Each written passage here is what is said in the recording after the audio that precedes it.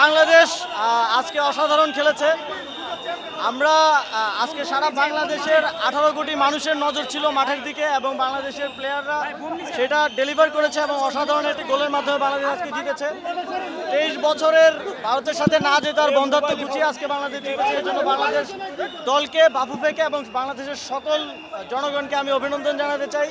এবং আমি মনে করি যে গতকালকে বাংলাদেশ একটা বিজয় পেয়েছে ফ্যাসিবাদের বিরুদ্ধে এবং আজকে আরেকটা বিজয় বাংলাদেশের মানুষ পেল এবং এই দিনটা দায়িত্বে থেকে পাওয়ার ফলে আমি নিজেও গর্বিত বোধ করছি এবং আজকে বাংলাদেশের মানুষকে এই দিনটা দেখার সুযোগ করে দেওয়ার জন্য এবং অসাধারণ খেলা উপহার দেওয়ার জন্য বাংলাদেশ ফুটবল দলকে যুব ক্রীড়া মন্ত্রণালয়ের পক্ষ থেকে 2 কোটি টাকার আমরা পুরস্কার ঘোষণা করেছি এবং আজকের পরে হয়তো আমি বলতে পারবো যে অ্যাজ এ স্পোর্টস মিনিস্টার একটা জায়গায় হলেও আমি সফল। Thank you.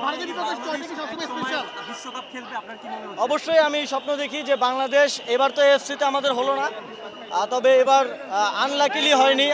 আমাদের যথেষ্ট সম্ভাবনা ছিল এএফসি কোয়ালিফাই করার। অতি দ্রুতই আমরা এএফসিও কোয়ালিফাই করবো এবং অদূর ভবিষ্যতে আমরা বাংলাদেশ বিশ্বকাপের মঞ্চেও বাংলাদেশকে আমরা দেখব। এখন যেহেতু সুযোগ বেশি, এখন 48টা দল খেলবে সেগমেন্ট ওয়াইজ সিলেকশন হয়। ইনশাল্লাহ আমরা অদূর ভবিষ্যতে বাংলাদেশকে আমরা এটা নিয়ে পরিকল্পনা করছি, আমরা সম্ভাব্য জায়গাও খুঁজছি। ইনশাল্লাহ এই বিষয়ে খুব দ্রুতই একটা ভালো সংবাদ আমরা দিতে পারবো। আমাদের খেলা যেভাবে উন্নত হচ্ছে আমরা বিশ্বাস করি যে আমাদের আরও বেশি ধারণ ক্ষমতা সম্পন্ন, আরও ভালো আন্তর্জাতিক মানসম্পন্ন ফুটবল স্টেডিয়াম প্রয়োজন। 32 ইঞ্চি জেভিকো টিভি এখন মাত্র 15,000 টাকায়, সাথে পাচ্ছেন 3 বছরের প্যানেল ওয়ারেন্টি।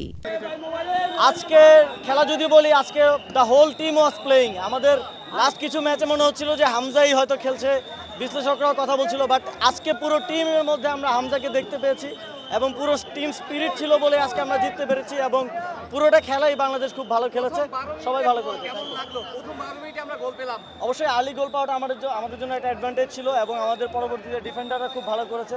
শেষের দিকে আমরা অ্যাটাকও করেছি, সুন্দর সুন্দর কাউন্টার অ্যাটাক হয়েছে এবং এটা আসলে প্রকাশ করে বাংলাদেশের খেলা যে উন্নত হচ্ছে এবং ভবিষ্যতে যে আমরা ভালো করব সেটার একটা আশার বাণী দেখা যায়। একটু মন খারাপ কিনা, কারণ এশিয়ান কোয়ালিফায়ার্সের লাস্ট ম্যাচ ছিল এটি, জায়ান্ট একটা দলের বিপক্ষে আমরা জিতলাম।